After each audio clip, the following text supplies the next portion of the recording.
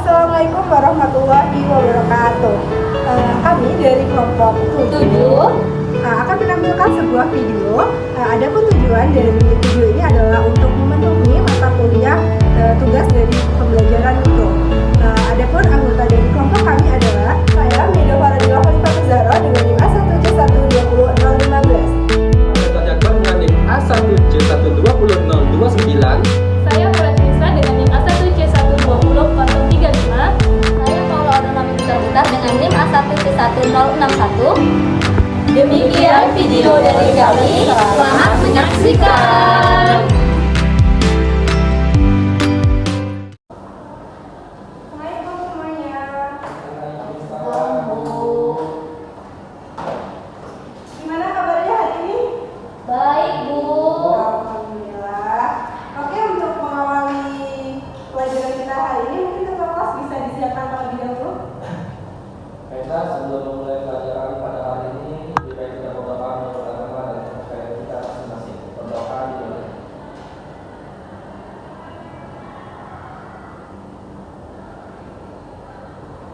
Doa selesai.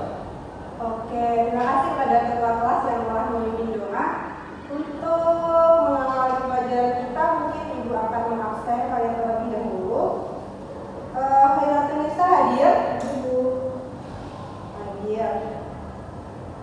Muhammad Rezadi? Hadir, Bu. Paula Aldo Naomi? Hadir, Bu. Oke, hadir semua ya hari ini. Kursinya mungkin bisa dirapikan terlebih dahulu. Rezadi maju dulu. Baik, Bu.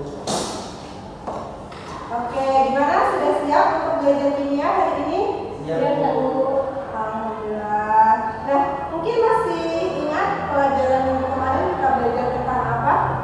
Tentang reaksi redoks. Ya, tentang reaksi redoks. Masih ingat gimana cara menyetarakan reaksi redoks?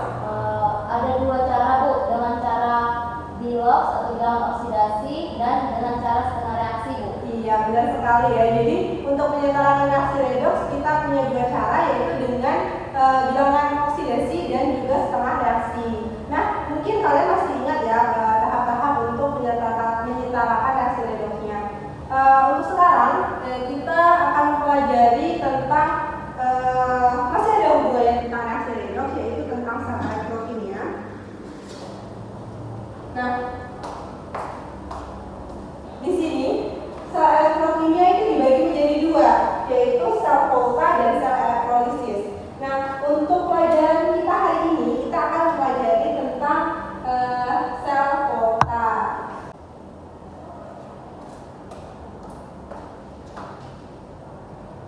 Nah, ada pun kompetensi dasar yang akan dicapai pada pelajaran kita, yaitu ada 3.4 menganalisis proses yang terjadi dan melakukan perhitungan zat atau listrik yang terlibat pada suatu sel Volta serta penerapannya dalam kehidupan. Selanjutnya ada kompetensi dasar 4.4, yaitu merancang sel Volta dengan menggunakan bahan di sekitar. Oke? Itu tadi kompetensi dasar yang akan kita capai. Selanjutnya di sini ada tujuan pembelajaran. Nah, biar nggak ngantuk, Ibu minta tolong kepada anak sekalian untuk membacakan tujuan pembelajaran kita hari ini. Masing-masing kalian baca dulu tujuan pembelajaran kita. Oke, mulai dari siapa? Dari saya, Bu. Oke, jadi silakan. Baiklah, yang pertama yaitu tujuan pembelajarannya, siswa mampu menganalisis susunan sel Volta dan prinsip kerja sel Volta.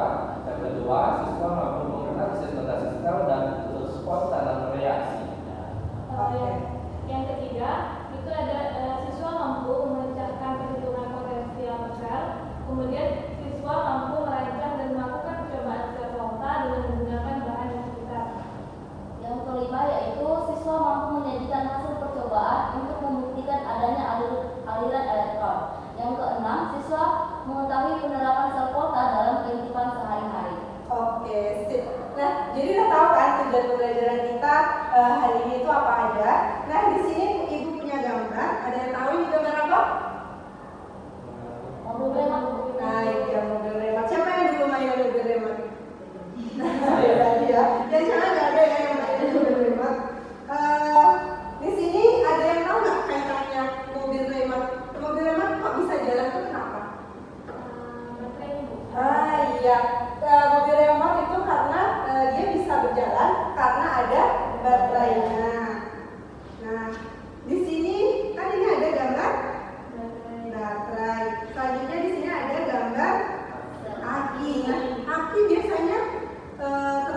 mana sih? Kendaraan. Ya, di kendaraan. Nah, biasanya aki itu ada pada motor ya. Kenapa kok motor itu harus ada akinya supaya dia bisa bisa berjalan. Kalau misalnya motor nggak ada akinya, dia nggak bakal bisa jalan, ya kan? Pasti nggak bisa lah, dia bisa banyak muter kalau kita dorong tadi dia nggak bisa berjalan, oke? Nah, di sini punya pertanyaan. Bagaimana sih baterai dan aki itu bisa menghasilkan listrik secara spontan sehingga remote tadi itu dapat menggerakkan mobil mainan. Selanjutnya yang kedua itu bagaimana aki yang digunakan pada kendaraan motor itu bisa menggerakkan motor. Nah, untuk mengetahui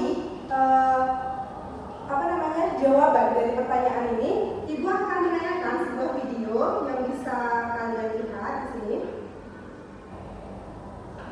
Silakan kalian tonton video yang Ibu tanyakan. Hal-hal yang terkait dengan listrik dalam ilmu kimia akan dibahas dalam materi elektrokimia. Sebut juga sel voltan.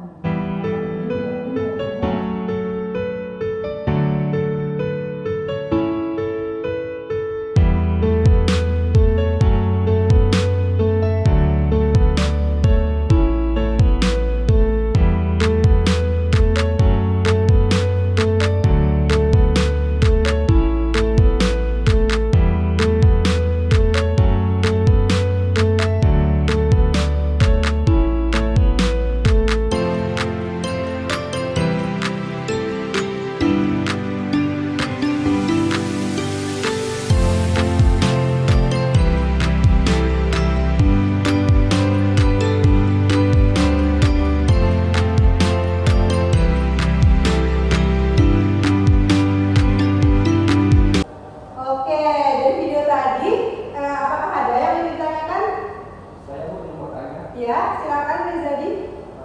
Fungsi jembatan garam itu untuk apa ya? Nah, oke. Dari teman-teman mungkin ada yang tahu fungsi dari jembatan garam itu untuk apa? Saya, Bu. Oke, Paula, silakan. Untuk menetralkan ion yang berlebih, Bu. Ya, bagus sekali. Selanjutnya ada lagi yang menambahkan? Ya. Untuk memindahkan dari katoda ke anoda. Oke, betul sekali ya. Jadi fungsi dari jembatan garam ini adalah untuk terjadi perpindahan muatan karena ion-ion yang berlebih supaya dia seimbang, gitu ya. Selanjutnya mungkin ada yang ingin bertanya lagi. Saya, Bu. Kira-kira elektroda itu apa ya, Bu? Nah, elektroda. Ya, jadi elektroda itu ada dua ya. Ada katoda dan juga ada anoda. Nah, untuk elektroda itu adalah logam yang bersifat konduktor tentunya. Artinya apa kalau konduktor? Bisa menghantarkan, ya. Berarti kalau konduktor itu berarti dia bisa menghantarkan arus listrik.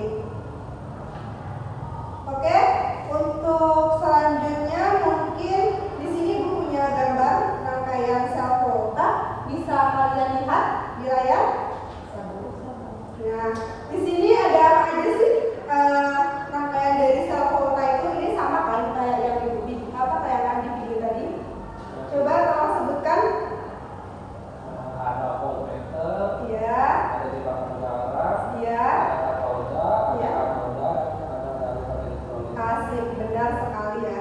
Jadi dalam rangkaian sel volta itu ada voltmeter, ada katoda, ada anoda, ada jembatan garam dan juga ada larutan elektrolit. Nah, larutan elektrolit tadi bisa untuk menghantarkan arus listrik. Sekarang tanya, apa sih fungsi dari voltmeter itu tadi? Saya, Bu, untuk mengukur volt, Bu. Ya, untuk mengukur volt. Jadi voltmeter itu berfungsi untuk mengukur watt arus. Jadi berapa sih watt arus yang dihasilkan dari sebuah sel yang kita amati, seperti itu ya. Oke, untuk selanjutnya di sini Ibu punya LKPD. Di sini Ibu sebelumnya akan membagi kalian menjadi dua kelompok terlebih dahulu. Yang pertama itu ada kelompok Rezeki dan yang kedua itu ada kelompok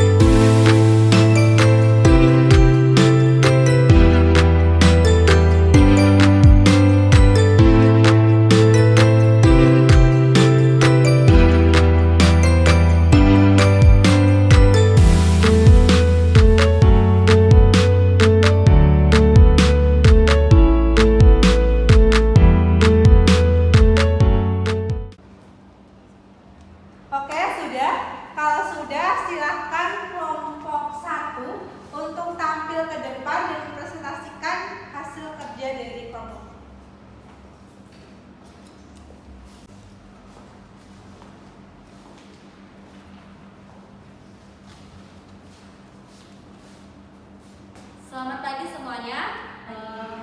Kami dari kelompok 1 ingin mempresentasikan hasil dari diskusi kelompok kami. Yang pertama yaitu adapun hasil pengamatan dari kelompok kami yaitu buah yang digunakan tadi itu adalah jeruk nipis, di mana di dalam jeruk nipis juga kami menggunakan paku. Paku itu bertindak sebagai anoda dan yang bertindak sebagai logam katodanya yaitu koin. Nah, kami mendapatkan pengamatan bahwa ketika paku dan logam itu ditancapkan kepada jeruk nipis dan digabungkan menggunakan kabel penjepit buaya, itu lampunya hidup.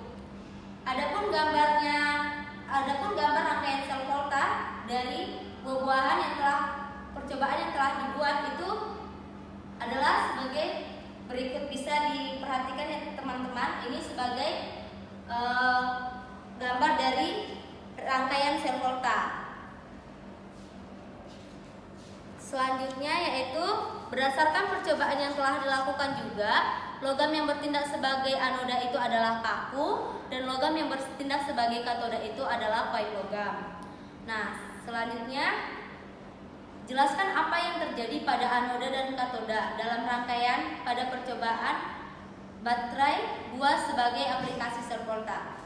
Anoda dan katoda dapat menghantarkan arus listrik dengan adanya kabel yang dihubungkan dengan penjepit buaya. Yang berikutnya adalah tuliskan notasi sel atau lambang sel dari percobaan sel volta. Notasi selnya di katoda yaitu Cu2+ ditambah 2 elektron menghasilkan Cu. Yang selanjutnya notasi sel di anoda yaitu Fe menghasilkan Fe2+ ditambah 2 elektron. Selanjutnya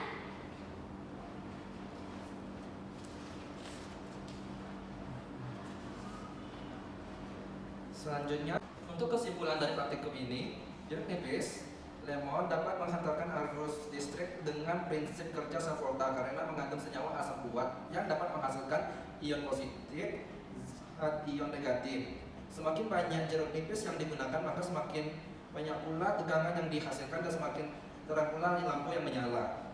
Energi listrik yang dihasilkan oleh jeruk nipis semakin lama akan semakin berkurang karena ion-ion dalam larutan elektrolitnya dengan semakin berkurang.